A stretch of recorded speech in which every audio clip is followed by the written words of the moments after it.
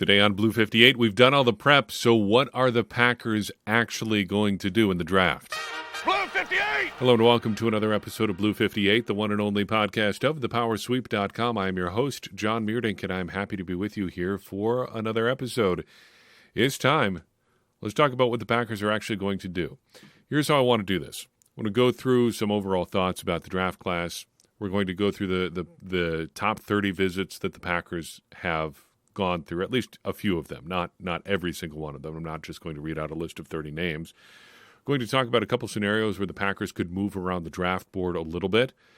Then I want to give some predictions about what I think the Packers are going to do, first in the first round, then throughout the remainder of the draft, and we'll see where that gets us as far as an episode here.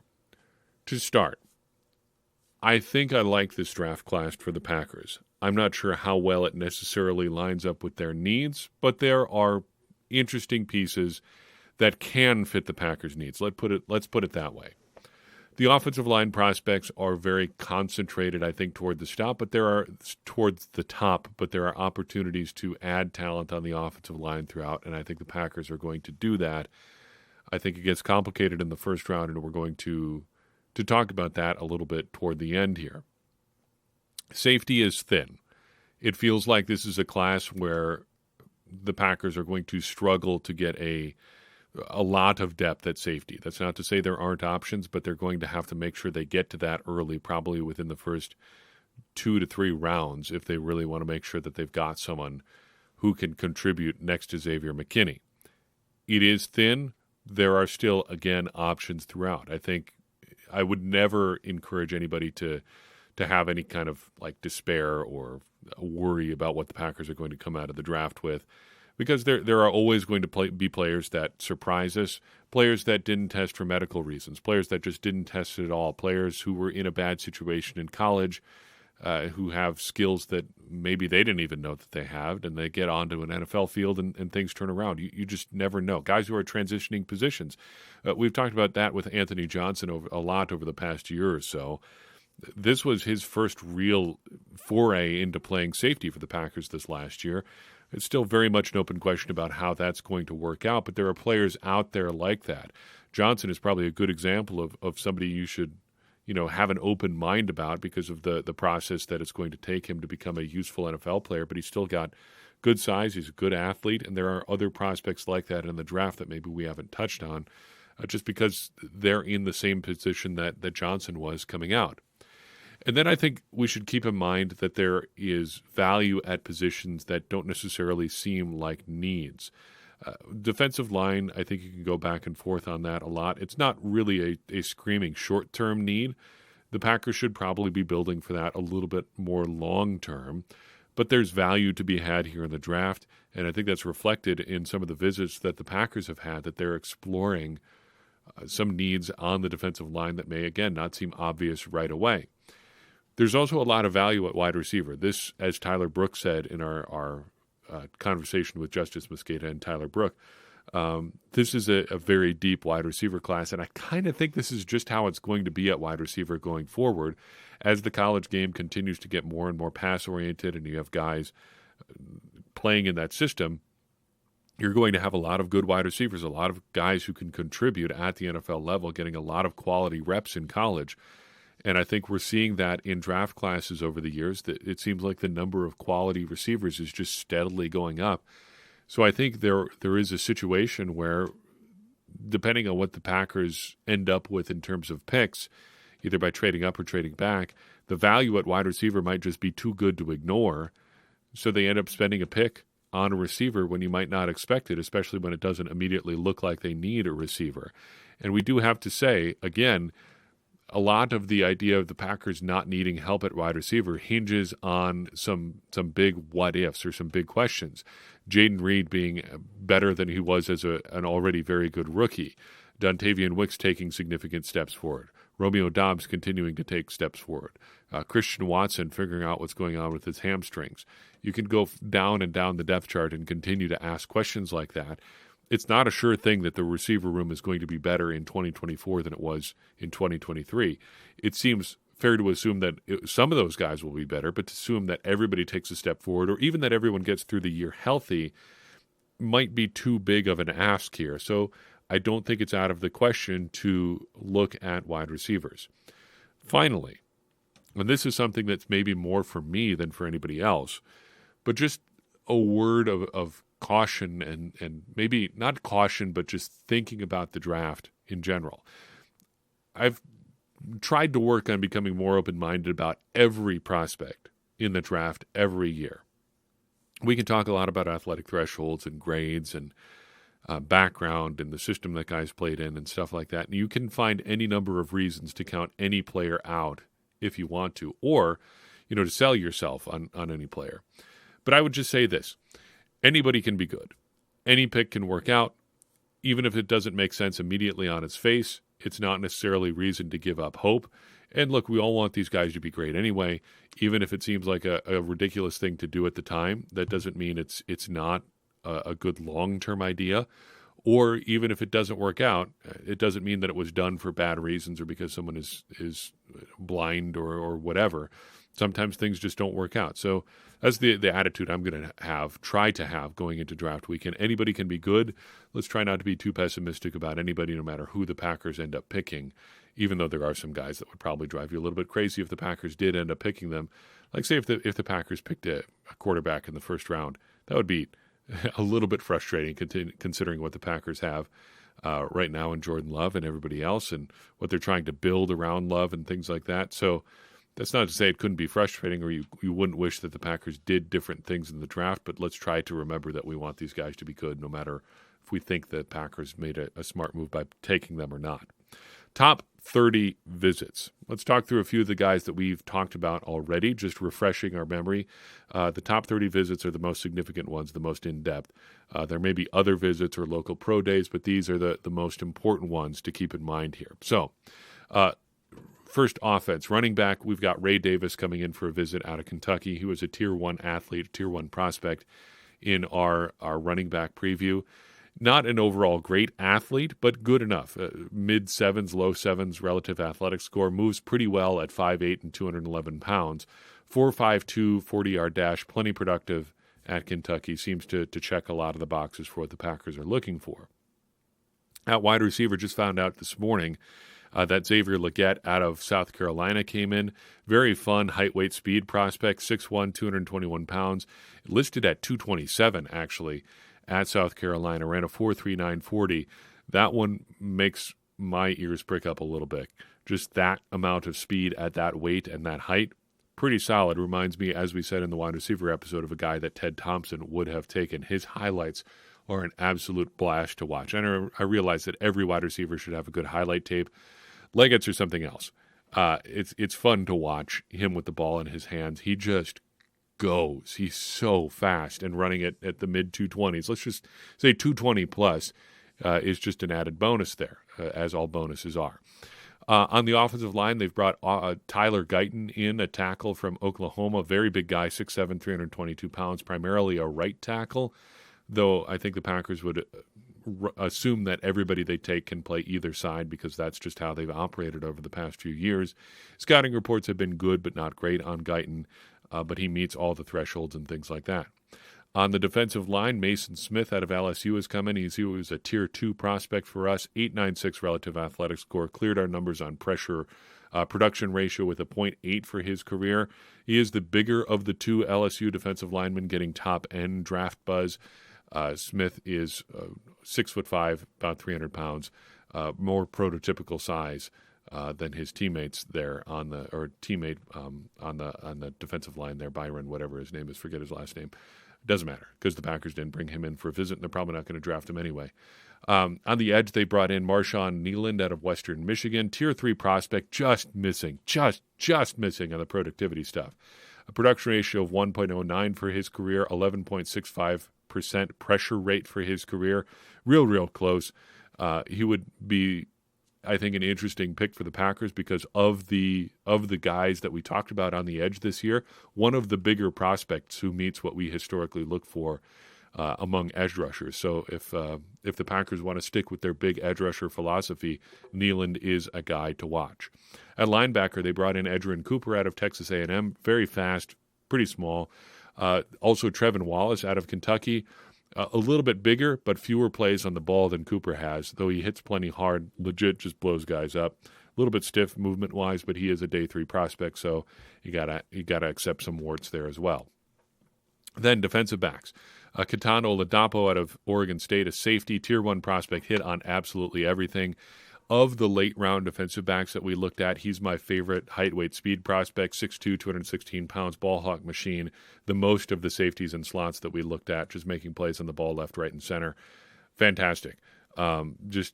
He checks all the boxes, and as a late-round guy, you can't really ask for much more than that. Then Jarian Jones comes in, a slot corner out of Florida State, tier 2 guy, made it on athleticism and on our coverage grade stuff, but missed it, didn't make that many plays on the ball, so didn't hit the ball hawk threshold. But a little speed burner, 4.38 40-yard dash, just a shade under 6 feet tall, 190 pounds, nearly 5'11 and 7/8 is his official height. I nearly wrote 5'12" in my notes, if that gives you any idea of how draft burned out I am on the prep stuff. But it's been fun. It's been a good year to do draft stuff. Other notable guys the Packers have brought in. Not going to do the full list here, but just want to run them down real quickly. Marius Mims, an offensive tackle out of Georgia. We talked about Guyton being a big guy. Mims is even bigger, 6'8", 340 pounds, but a little bit light on experience. From Pro Football Focus, quote, played only 682 snaps over the past 2 seasons with just 8 starts due to biding his times at a talented program and an injury in 2023, end quote. There are some red flags there. Have to imagine part of the reason the Packers brought him in was an injury recheck. Just want to see where he's at with the stuff that he's been dealing with. But tons of potential there, tons of size. He'd be an outlier on the Packers' offensive line right now, among their starters at least. Though some of their backup tackles are very, very big. Caleb Jones, Luke Tenuta, a couple of examples there. But another offensive line prospect. I think the Packers very seriously are considering an offensive line early. Defensive lineman Michael Hall Jr. out of Ohio State and Christian Boyd out of Northern Illinois were also in for top 30 visits. Hall, pretty wild pressure rate for a defensive lineman. Almost said for an Ohio State player. That's not accurate. 12.15% pressure rate. Very, very good there.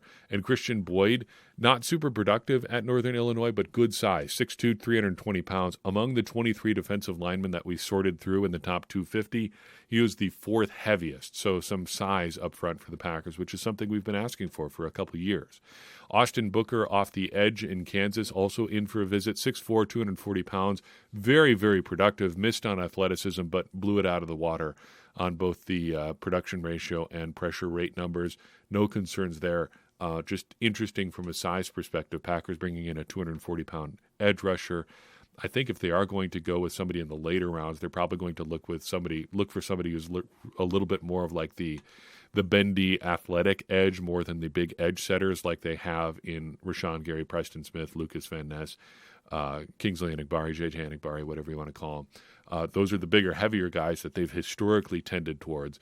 Booker would be a bit of a tendency breaker there. Finally, wanted to mention Kool-Aid McKinstry out of Alabama coming in for a visit. Didn't hit on our thresholds, but has good productivity numbers. Probably the highest regarded defensive back that figures to be available roughly when the Packers are going to be picking outside of Cooper DeJean. So worth keeping that in mind. Wouldn't be my favorite pick at 25, but I don't think we can ignore what the Packers might be considering there. And they do have needs at corner for sure, as Eric Stokes continues to figure out where he's at in his NFL career. And I guess as the Packers try to continue to figure out where Eric Stokes is, they probably could stand to add some talent on the outside, and Stokes might not be long for the Packers if that is the case there. But they could use some depth at corner, and McKinstry is somebody very, very highly regarded by many draft analysts. Just not one of our favorite players. Doesn't check some of the boxes we look for. Got to talk about trading up. A couple of people asked prior to our mailbag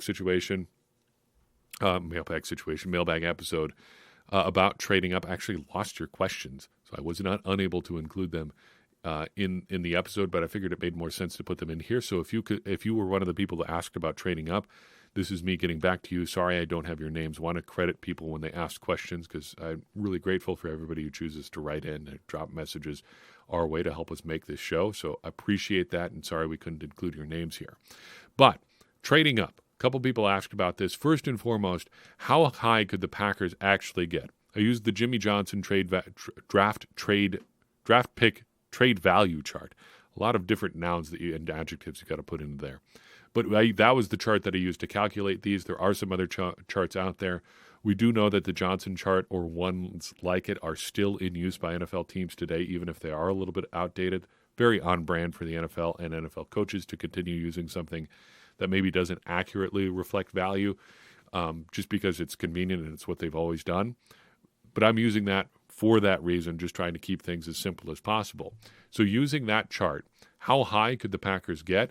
Well, keeping it relatively realistic, if they traded their first-round pick and both second-round picks, they could probably get as high as 7th overall if the Tennessee Titans are willing to make that trade with them. They'd be trading out 1,530 points of draft value and getting about 1,500 back in. On the board, according to the consensus mock draft databases, rankings there, if you got to 7, you would most likely have some combination of J.J. McCarthy, Joe Alt, Dallas Turner, and Brock Bowers on the board, as well as a bunch of guys that come after that. But that's 7 through 10 on the consensus mock draft board, big board right now. If the Packers traded their first and one of their seconds, so let's say their first and 41st picks, they could probably get as high as 12th overall and swap with Denver. They'd be sending out 1,210 points of value and getting back 1,200. On the board at that point, you've got Quinion Mitchell, who's 11th out of Toledo. They're great defensive back there. Terrion Arnold, another defensive back out of Alabama. Laiatu Latu out of UCLA, the edge rusher there, as well as Jared Verse, the edge from Florida State. And then Byron Murphy. There's the other Myron I wasn't thinking about. He doesn't go to LSU, went to Texas. Byron Murphy was the one I was trying to remember the name of. The LSU guy, somebody else. Doesn't matter. We'll figure it out if they end up drafting him, and they won't. But anyway, he's the defensive lineman out of Texas, 15th on the big board. That could be in consideration there. First and 58th, as well as throwing in pick 202 to sweeten the deal, make it work out exactly numbers-wise, gets you to 15th, swapping with the Colts. You're setting out about 1,051 points of value and getting 1,050 back. Murphy is there from Texas. The offensive lineman Fashanu out of Penn State, not even going to attempt the first name. Delise Fuaga out of Oregon State there, the offensive lineman there. Cooper DeJean, currently 18th on the big board out of Iowa, would be in the range there. And Brian Thomas, the wide receiver out of LSU, would be in the range there as well. So you just want to move up a little bit. Keep this one in the back of your mind because I think it's probably what we're looking at here. Say they wanted to jump up to 20. Pittsburgh is at 20. That pick is valued at 850 points on the Johnson chart. Trading 25 and pick number 88 gets you to 870 points of value, which gets you up to 20 if Pittsburgh is willing to do the deal. In the range there, Troy Fautanu out of Washington, the offensive lineman. J.C. Latham out of Alabama, another lineman there. Amarius Mims, 22, out of Georgia, another offensive lineman. Nate Wiggins, the cornerback out of Clemson, and then Kool-Aid McKinstry out of Alabama. That's 20 through 24 on the big board right now. So if the Packers wanted to move around, those are some of the names that they could be looking at. What if they wanted to trade back, though? I don't want to get too out into the weeds going too far beyond the first round here, so you could talk about some trade backs that the Packers could do in the second round. Obviously, last year they had the masterful deal moving back a couple times in the second round that allowed the Packers to get Jaden Reed and Carl Brooks and Dontavian Wicks basically through just trading one pick a couple of times, just stacking up a bunch of value and getting all three of those guys not too shabby there. We could do that. There's endless permutations out there. Let's just focus on the Packers' first-round picks. You probably don't want to go too far back if you're considering trading out of the first round because the Packers also pick at 41 and 52 there. But Carolina picks at 33 and 39. So if Carolina wanted to move up, they seem like an ideal trade partner because they can move up a little bit and also still get another second-round pick pretty early in the second round. So they jump up from 33 to 25. It would probably include something like 33, 101, and 142 for 25. That's 720 points of value going out for the Panthers, 711 coming back their way. Flip that. 720 out going for the Packers, 711 coming back in. So they're giving up a little bit, but they're stacking up more draft picks. And crucially, pick number 142 there is a fifth rounder, and the Packers don't have a pick in the fifth round because of the Rasul Douglas trade. They were able to move up a little bit in the third round by trading Rasul Douglas, but they actually had to give up a fifth round pick to do it. So they get back 142 in this trade. That would give them that plus 3 second-round picks if they wanted to give up their first-rounder as well. Just want to throw that out there as a possibility. So that's all the background. General thoughts about the class, some guys the Packers have had in, some chances for them to trade up. What are they actually going to do? What are the Packers going to do when they sit down in the draft board Thursday night, in the war room Thursday night? Brian Gutekunst is there. Mark Murphy's hanging around somewhere. He parked the penny farthing outside somewhere at a bike rack outside on Lambeau Field. He's wearing his team-issued tie that he got with the Pro Shop discount. He's ready. He's ready to go. But he wants to wrap it up pretty quickly because you've got to make sure he catches the 10 o'clock news so he can get to bed so he can be back at the office early in the morning. Just says, Brian, just wrap this up pretty quickly if we can. Anyway, what are the Packers going to do? Focusing primarily on the first round, looking at the board as it seems to shake out based on our analysis, based on other big boards that are out there, it looks like the value where the Packers are going to be picking is on the offensive line, at edge rusher, on the defensive line, and then a little bit at defensive back as well. Looking at how things have shaken out in the mock drafts that I've looked at, in the ones that I've run myself, the simulations at Pro Football Focus or whatever, my sense is that things are going to have to go really well for them if they want to get one of the top-tier offensive linemen at 25. And I'm focusing on that position because that seems like their biggest remaining need and also the highest value position where the Packers have a need. There's really not a safety that seems like a good fit at 25 unless you're putting Cooper DeJean at safety. There's really not another difference maker at another position. There certainly isn't a linebacker who makes sense at 25. And it is probably not a good idea to dump that many more resources into a position like inside linebacker anyway, if the Packers wanted to go that direction. So thankfully, there's not really a guy that makes sense there at the end of the first round. Offensive line really seems like the one that intersects with value and need. It's just a matter of who's going to be available there at 25. So looking at the potential for guys to be coming off the board ahead of 25, I'm leaning toward a trade up is what I think is going to happen. I'm probably like 60-40 on a trade up right now. 60% chance that they trade up somewhere beyond 25, most likely around 20, maybe up to 15. 40% staying put at 25. If they do, in fact, trade up, I lean toward the second option I outlined there. Well, technically the third option there. The first one was unrealistic. They're not trading up to 7th. Trading 25 and 52, maybe sweetening the deal a little bit to make all the numbers work. But getting up to around 15, maybe that 15 to 20 range, I think those are pretty realistic terms to shoot for. And if they trade up, I'm thinking it's J.C. Latham, Amarius Mims, or Troy Fautanu. That'd be my guess. I think they're probably looking offensive line. If they stand pat, Graham Barton or similar, an interior guy who might have some outside usability there too, a defensive back, or an edge rusher. I don't think they go defensive line in the first round. If they trade it back, that might be a possible there. But I'm feeling very confident in the offensive line right now. It would be a big surprise, I think, to see something other than offensive line or maybe defensive back, barring an insane fall for somebody in the draft. And you never know how these things end up shaking out. Obviously, we have the great historical example of Aaron Rodgers going at 24.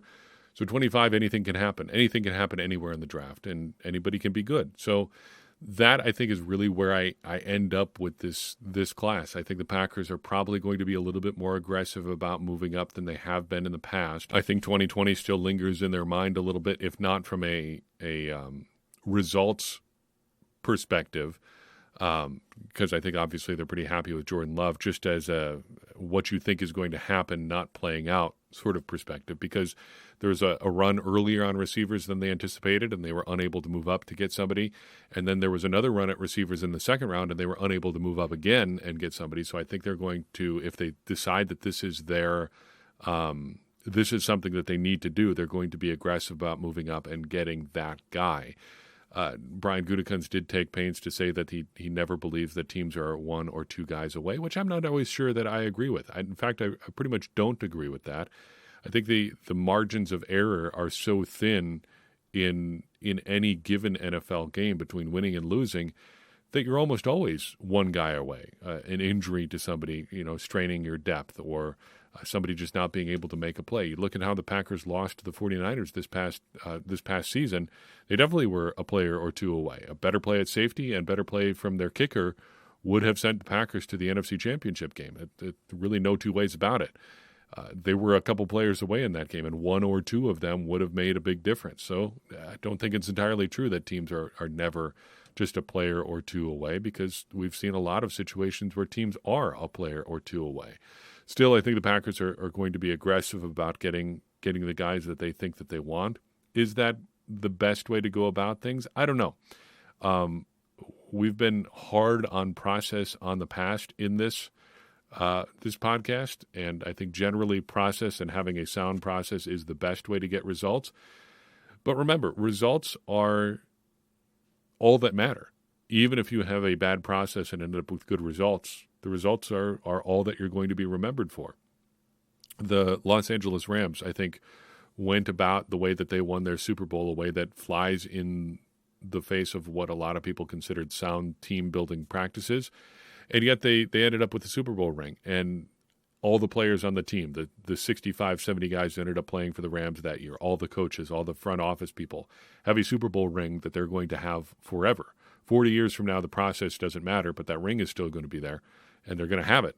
And you can always get out of bad process now with good process later, and that's something that the Rams have also done as well. They've been right back to being pretty competitive as injuries have sapped their team a little bit, sure, but they still got the ring, and the end result is all that matters. And to go back to our Ron Wolf example from a couple episodes ago, if you get 3 good guys out of the draft, it doesn't really matter what you did to get them. As long as you got those guys, you can build a successful team that way. Still better to fit with something resembling a coherent and solid process.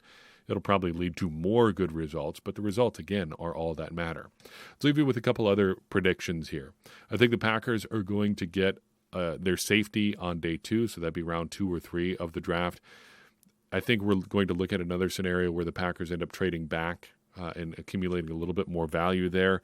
That seems to be where the value for the defensive backs that could fit with what they're looking for is. So if they accumulate a little bit more value there in the second round, they might be able to squeeze another capable player out of that sector of the draft there. I think they're going to end up drafting multiple offensive linemen this weekend.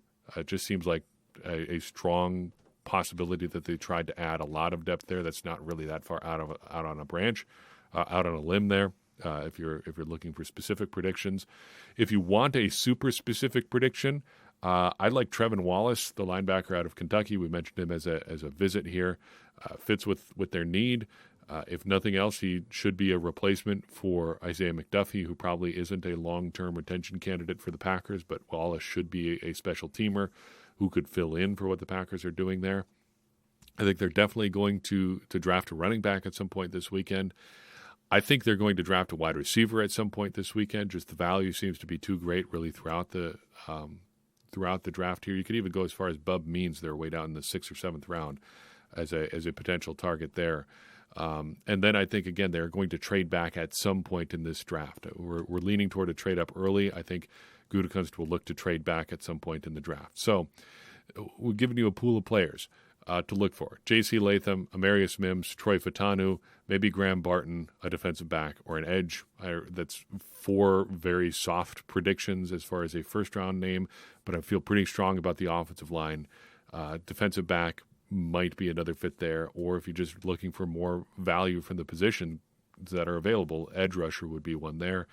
And then if you want a day 2 or day 3 name, Trevin Wallace, the linebacker out of Kentucky, seems like a pretty good bet given the Packers' strong track record of drafting guys that they've had in for visits. It just seems like a pretty exciting time to be watching the Packers with the guys that they've had in for visits and the needs that they have and how that aligns with the draft. I'm really looking forward to seeing what they end up doing there. And really, just to conclude, I'm excited for the draft in general, and I hope you are as well. It's been a long road to get here, been a long road since the end of the season, but now we can really start looking forward to 2024 and beyond. Free agency, kind of the appetizer there, and what an appetizer it was with what they ended up doing in free agency. Now we've got a chance to see the real 2024 Packers start to build together, and we'll see what happens after that all comes together. Next we start talking about undrafted free agents next week and roster building beyond that, and then it's just a couple months until training camp, and we're off for the 2024 season. But that's getting the cart before the horse. We got to draft some guys first, and we're going to draft some guys here in the very near future. Thanks for sticking with us through the draft process. It does seem like it takes forever to get here, but I hope we were able to make it tolerable for you and give you a lot to think about heading into this weekend that we all get to enjoy together. So let's try to do that. Enjoy it. Have a fun time, and see what great Packers are going to come to Green Bay over the next few days. So I've got for you on this episode of Blue 58. I appreciate you tuning in. I'd appreciate it even more if you'd take a second and share this episode with someone you think would enjoy it. It's going to help more people find the show and get more people involved in this conversation you and I are having about the Green Bay Packers, which in turn is going to help all of us, me included, become smarter Packers fans. And as I always say, smarter Packers fans are better Packers fans, and better Packers fans are what we all want to be. I'm your host, John Meerdink. We'll see you next time on Blue 58.